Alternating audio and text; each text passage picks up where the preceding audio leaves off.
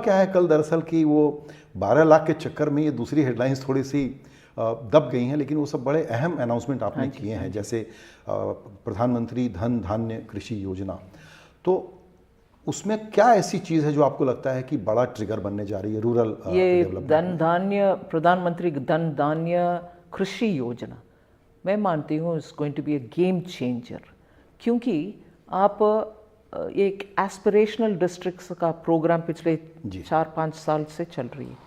वो एक राज्य के अंदर ही अगर एक डिस्ट्रिक्ट उस लेवल तक नहीं है, राज्य के स्तर पर नहीं है, उससे कम है, उसको फोकस करके हर social welfare and health parameters को लेके चलने के लिए माननीय प्रधानमंत्री जी ही सीधा डिस्ट्रिक्ट एडमिनिस्ट्रेशन के साथ बात करके 116 डिस्ट्रिक्ट में वो चला। वो अच्छा सैचुरेशन लेवल तक आए, प्राइमरी हेल्थ केयर आए, मोर्टालिटी रेट बच्चों का, infant mortality rate, maternal mortality rate, primary health centre हो, स्कूल हो, पोषण हो, इन सब के ऊपर अभी और पीएम ग्राम सड़क योजना, ये सब भी उसको ब्लॉक स्तर पर लेके जा रहे हैं, क्योंकि वो डिस्ट्रिक्ट स्तर पर हो गया। ब्लॉक अगर एक आध ब्लॉक उसमें और अटेंशन हम देना है तो उसके लिए माननीय प्रधानमंत्री जी प्रगति प्रोग्राम के द्वारा महीने में एक बार उसको चेक भी करते हैं प्रोग्रेस। उसके जैसे मैं ये नहीं बोल रही वो एस्पिरेशनल डिस्ट्रिक्ट्स है, वो तो अलग है। एग्रीकल्चरल प्रोडक्टिविटी में जो कम आ रहे हैं, एग्रीकल्चरल प्रोडक्टिविटी कम रहने के कारण जो स्ट्रेस है, एग्रीकल्चर में स्ट्रेस है, एग्रीकल्चरल रिलेटेड एक्टिविटीज़ में कम पड़ने वाले जो डिस्ट्रिक्ट्स भारत देश में जितनी भी हों, उन सब के एक आंकड़ा लेने के बाद कम से कम 100 सच प्रोडक्टिविटी लो डिस्ट्रिक्ट्स को हम लेके उसमें प्रोडक्टिविटी बनाने के लिए, अच्छा प्रोडक्टिविटी बनाने के लिए हाई यील्डिंग सीड्स, उधर जो भी उत्पादन हो, वो चावल ग्रोइंग एरिया हो सकता है या जोवर ग्रोइंग एरिया हो सकता है या कुछ श्री अन्न के क्षेत्र भी हो सकता है, उन क्रॉप्स के लिए हाई यील्डिंग सीड्स लेके जाना, किसान को स्किलिंग करना, मतलब इंडियन नॉलेज सिस्टम के तहत स्मॉल इरिगेशन को, माइनर इरिगेशन को लेके जाना, फिर उधर एग्रीकल्चर रिलेटेड अदर एक्टिविटीज़ का भी करना, जिससे माइग्रेशन का टेम्पटेशन नहीं होना चाहिए। फिर भी वो जा सकते हैं जो जाना चाहते हैं, मगर उधर अपॉर्चुनिटी अच्छा बढ़ाने में, एग्रीकल्चरली उसको इम्प्रूव करने में और वैल्यू एडेड इंडस्ट्री को उधर ले आने में फोकस्ड तरीके में। हर वैल्यू एडेड इंडस्ट्री हर जगह काम नहीं आ सकता है।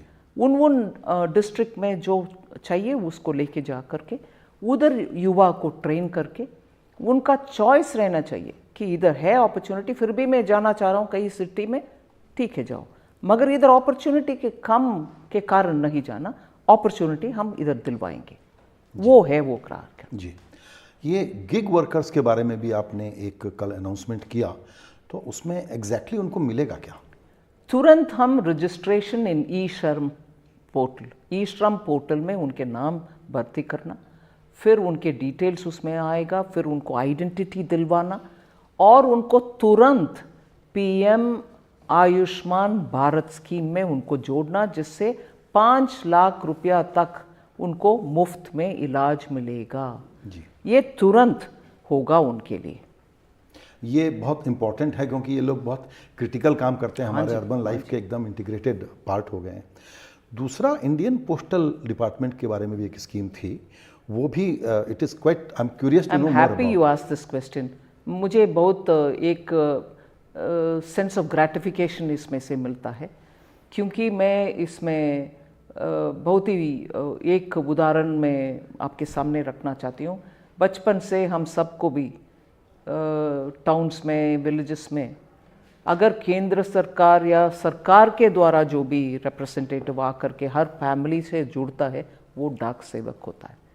ग्राम में आप आकर के सेना में भर्ती हुए कोई परिवार में उनके आवागमन, मतलब हिस कमिंग बैक होम, उसके ऊपर मैसेज आना है या दुख के खबर आना है, वो ही ले आता था। या कोई एप्लीकेशन जॉब के लिए डाले, आपको जॉब मिल गया, वो शुभ खबर भी वही ले आता था। So he used to be for everything. आज भी वो इंश्योरेंस पॉलिसी लेके जाता है, कॉमन सर्विस सेंटर के काम करते हैं, और पोस्टल का करते हैं, आजकल कुरियर सर्विस भी उनके द्वारा हो रही है। और हर गांव में पंचायत स्तर पर कम से कम एक पोस्ट ऑफिस है, उसमें पेमेंट बैंक का ऑपरेशन भी आजकल हो रही है। सो जब इतना बड़ा नेटवर्क भारत देश के हाथ में है, गांव गांव तक है, क्या उनको हम बेहतर उपयोग कर नहीं सकते?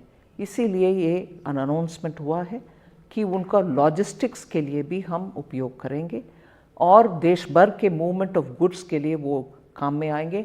लोकली विश्वकर्मा लोग या वो लोकली छोटे हैंडीक्राफ्ट्स का एक्सपोर्टर, उन सबको भी वो पॉइंट ऑफ रेफरेंस होगा एक्सपोर्ट करने के लिए और रॉ मटेरियल रिसीव करने के लिए भी। और ये लॉजिस्टिक्स एस्पेक्ट एक है, दूसरा उनके पेमेंट बैंक का काम जो होता है, इंडिया पोस्ट पेमेंट बैंक, उसका भी कैपेसिटी बढ़ाएंगे।